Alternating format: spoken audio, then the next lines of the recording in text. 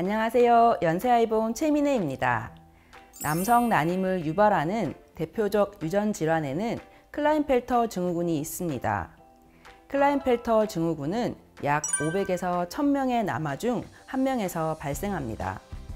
클라인펠터 증후군인 남성은 대부분 키가 크고 팔다리가 길쭉하며 얼굴이 긴 편인 특징이 있지만 다른 유전 질환과 달리 외형적 특징을 일반적으로 구분하기 어렵습니다.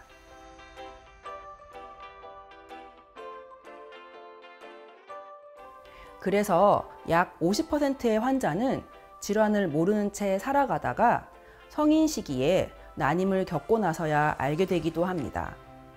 2차 성징 이후 고환과 음경의 크기가 또래 남자들보다 작더라도 다른 신체 발달에 큰 문제가 없는 한 성염색체 이상을 의심하기 힘들기 때문에 뒤늦게 알게 되는 경우가 많습니다.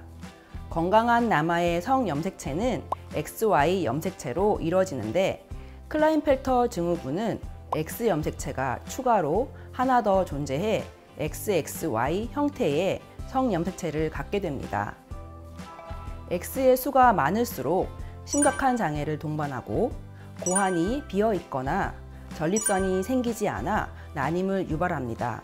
실제로 무정자증인 남성 중에 11%가 클라인펠터 증후군으로 진단받습니다. 남성 호르몬이 낮아지다 보니 수염이 잘 나지 않고 성욕도 떨어지며 과체중과 그로 인한 당뇨나 고지혈증의 빈도가 일반인보다 높으며 간혹 유방이 여성처럼 발달한 경우도 있습니다.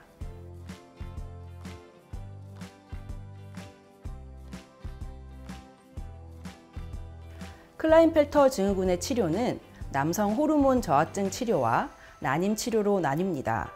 남성 호르몬은 남자에게 있어 뼈 근육을 이루고 체지방 분해를 도와주며 정상적인 성욕이 나타나게 도움을 줍니다.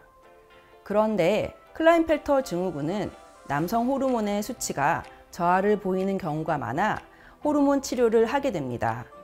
남성 호르몬 치료는 대부분 10대 초반 이후에 가능하지만 드물게 유방암이나 종양 등의 위험성이 있고 치료 중에는 갑상샘 기능, 성선 기능, 골다공증 검사를 정기적으로 시행해야 합니다.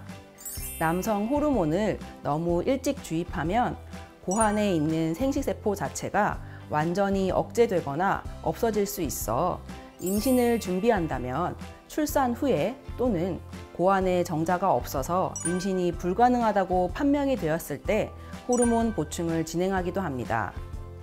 클라인펠터 증후군은 고환 크기의 감소와 구조적, 기능적 퇴화로 남성 호르몬이 감소하는 성선 저하증이 있어 이세를 가지는 데 어려움이 있습니다.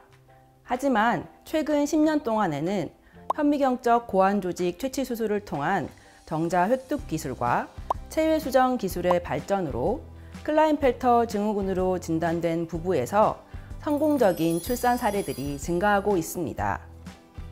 현미경적 고환 조직 채취 시술을 통해서도 정자를 획득하지 못한 경우에는 정자 공여를 통해서 인공 수정 시술이나 시험관 아기 시술로 이세를 가질 수 있습니다. 클라인펠터 증후군 환자는 나이가 들수록 미미하게 있는 정자도 금방 퇴화하는 만큼 정확한 진단을 통해 가능한 경우라면 젊었을 때 정자를 확보하여 동결 보존하는 것이 좋습니다. 이렇듯 가입력 보존 상담이 클라인펠터 증후군 청소년들의 치료에 중요한 일부가 되기도 합니다.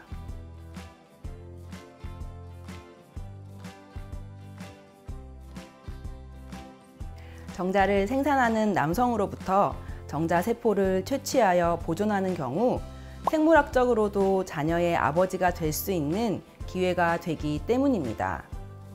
클라인펠터 증후군이라고 해서 성호르몬의 수치만 보고 남성 호르몬 치료를 성급히 시작한다면 영구적인 고환 기능 퇴화를 유발할 수 있습니다.